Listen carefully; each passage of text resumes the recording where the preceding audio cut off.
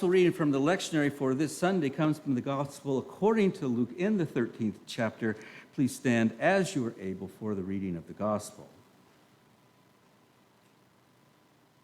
At that very hour, some Pharisees came and said to him, "Get away from here, for Herod wants to kill you." He said to them, "Go and tell that fox for me. Listen, I am casting out demons and performing cures today and tomorrow, and on the third day I finish my work. Yet today, tomorrow, and the next day I must be on my way, because it is impossible for a prophet to be killed outside Jerusalem." Jerusalem, Jerusalem, city that kills the prophets and stones those who are sent to it. How often I have desired to gather your children together as a hen gathers her brood under her wings, and you were not willing. See, your house is left to you, and I tell you, you will not see me until the time comes when you say, "Blessed is the one who comes in the name of the Lord." The wisdom of God for the people of God. You may be seated.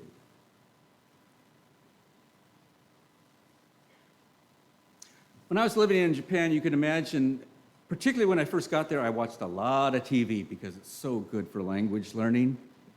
I remember one show, there was this young man who had been struggling, and he got in a bad way and found that he could rob the houses of elderly people.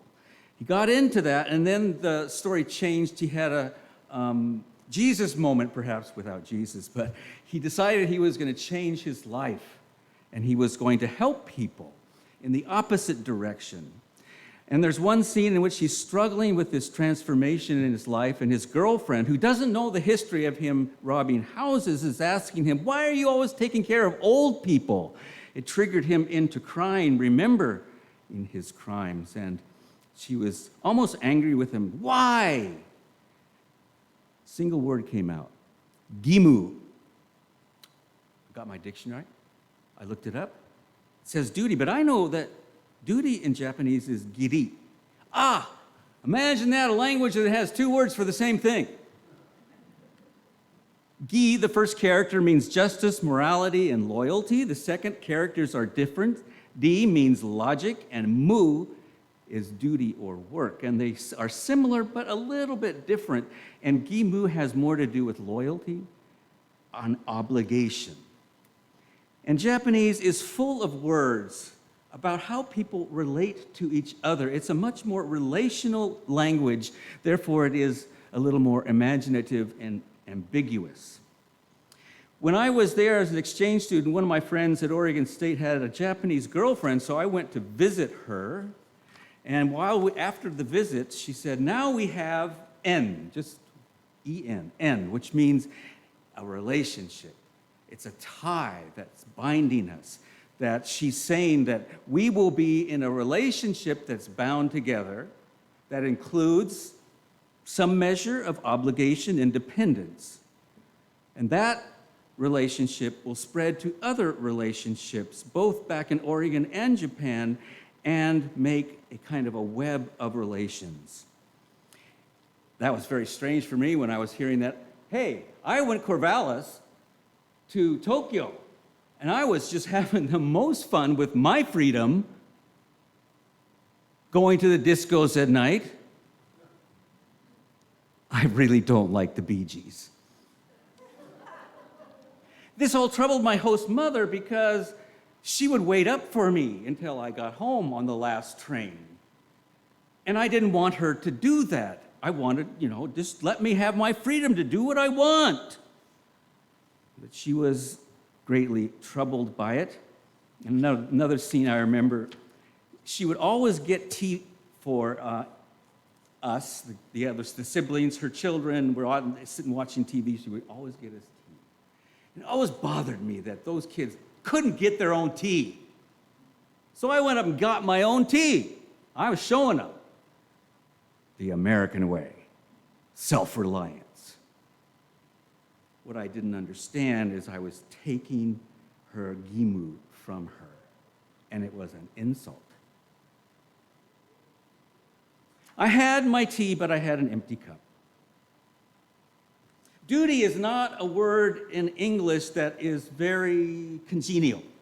When I think of duty, I often think of the military right away. And it is not commonly heard, either obligation, and we don't talk about ever having a charge in our life, do we? Going to the thesaurus, duty in English is attached to words like burden, constraint, and chore. Don't those sound fun? In English, we tend to highlight words that have associations with freedom and to dismiss words that allude to limitation or dependence. Biblical culture mirrors Japanese culture more than American culture because both are about shame and honor.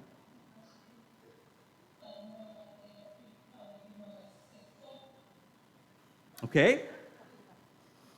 You are recorded for history. Where was I? Oh, the whole story of Jesus is about GIMU. In the structure of Luke, there's a number of chapters where it's focused on his ministry and identity, his teachings and healings and exorcisms, and about his power in order to say to people that Jesus is not just the prophet, he's the Messiah. Then in chapter 9, you have this sentence. He set his face to go to Jerusalem. And there he pivoted from, in Luke's version, from being a teacher primarily to going on to his destiny, which was the cross. That destiny, of course, is about GIMU. It was his fate, his path, his responsibility, his duty, his identity to go to Jerusalem to confront the powers that be, the Sadducees, the Pharisees, the scribes, the lawyers, and the Romans, and this meant his eventual demise on the cross. To go to Jerusalem, he was initiating the call and purpose that he had received from the Father, his obligation and his responsibility. Sometimes when people are shouting all over the place, freedom, freedom, I want to say, responsibility, responsibility. At least in the French Revolution, they had liberté, equalité, and fraternité. We just gave up on the other two. For Paul, who does talk about freedom, it was always freedom from the law, so that one could freely accept and become a slave of Christ. Literally says that. Freedom without GIMU is just selfishness. And we have plenty of that in America today.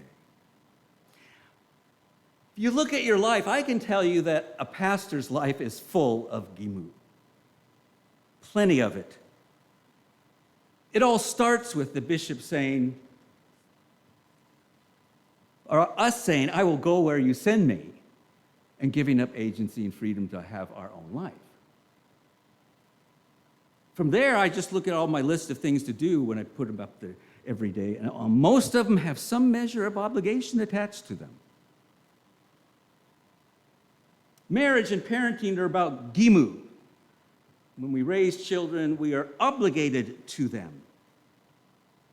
Having a child is a risk, is it not? When Aaron was born, he was very sick. It took us a long time to understand he had allergies and asthma. And I still remember coming back to Anacortes, driving over the bridge. My mom was with us, and we were just devastated. And we knew we were in for a long journey with him. And we were. Cleaning the house every 3 days, and I mean vacuuming all the furniture, all the drapes. Everything had to be wiped down. Everything had to be wiped down. It took at least 2 hours. He had 4 nebbies a day. He could only eat 6 foods, and we were known by name at the local hospital. And he even got to ride in a helicopter once to Children's Hospital. Have you ever seen anybody drive fast in the middle of the night down I-5?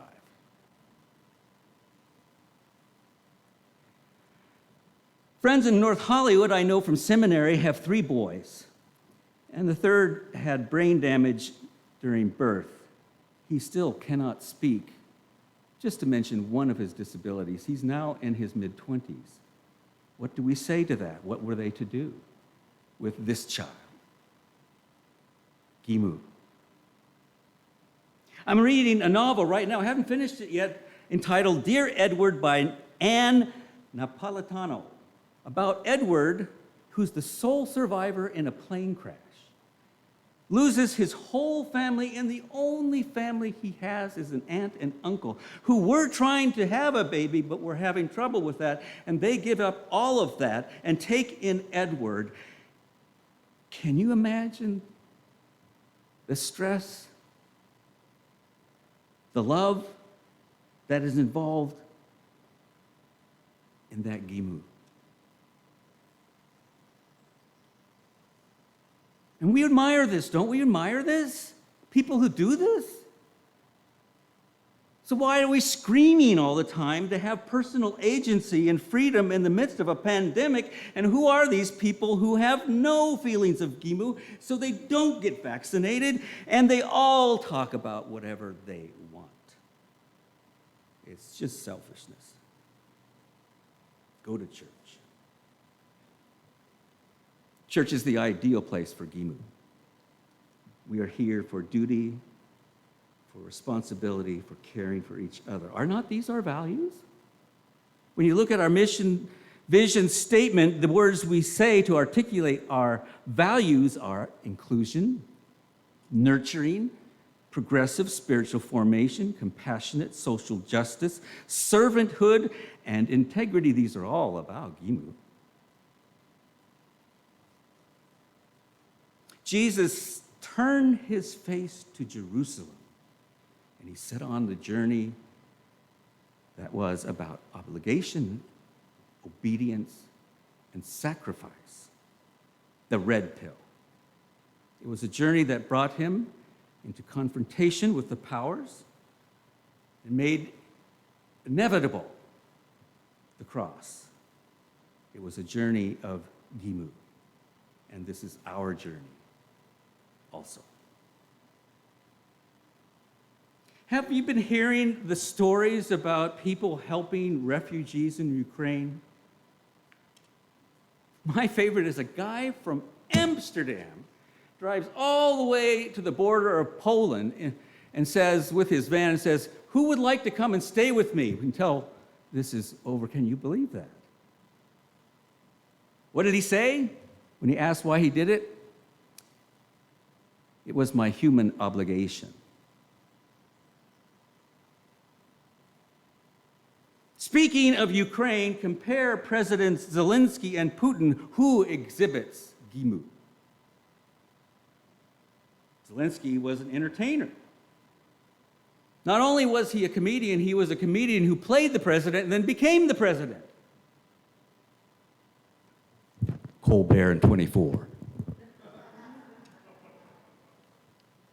Not only that, he won the Ukrainian competition for dances, equivalent of Dances with the Stars, while Putin was decades in the KGB. Can you imagine the environments? I've talked to you about when you're in an environment that affects you.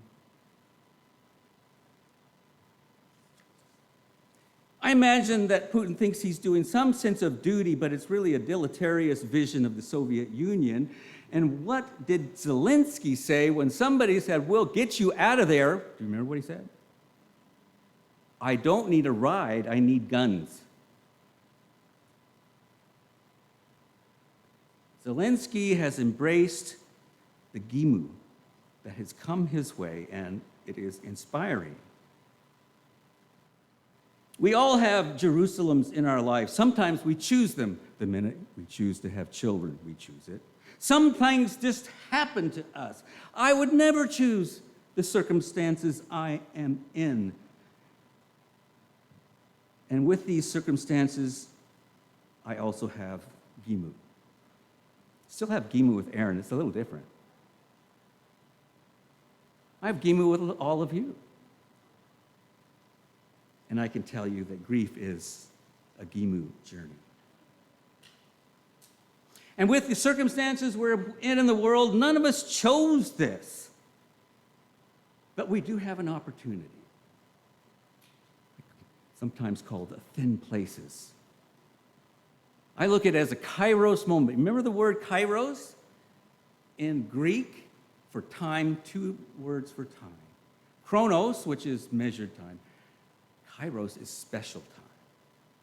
When something's going to happen that's going to change things and God's going to be present. And this is a kairos moment where we can clearly see the good and the evil in Russia and in our country too. And we have this choice. The world has this choice. We can follow the way of Putin and Trump, who can choose. We can choose narcissism masquerading as freedom. We can join the truckers who are on their way down to Washington, D.C., harping about not wanting to get vaccinated while people are dying in the Ukraine. We can choose the path of autocracy and plutocracy and kakistocracy. And if you haven't remembered what kakistocracy means, it means rule of the idiots. It does. We can mix and match them and choose to be authoritarian and an authoritarian kakistocracy. It's essentially what we had for 40 years. Or we can take the path of responsibility and justice and communion. These things are exhibited by President Zelensky and by humanitarians who are helping, showing how to protect and love others. That's GIMU. I think that Putin and Zelensky ought to solve this huge problem in an old-fashioned, manly way. Dance competition. I saw a clip of Zelensky in the dance competition with this pink jumpsuit. Anybody see that thing? Yeah. And you can find pictures of Putin dancing on TikTok. I imagine Putin is always trying to tackle Zelensky with a judo hold, but President Z is too fast, and President P gets blinded by the flash of pink and falls on his face. And everybody's happy, even people in Russia. God shall prevail.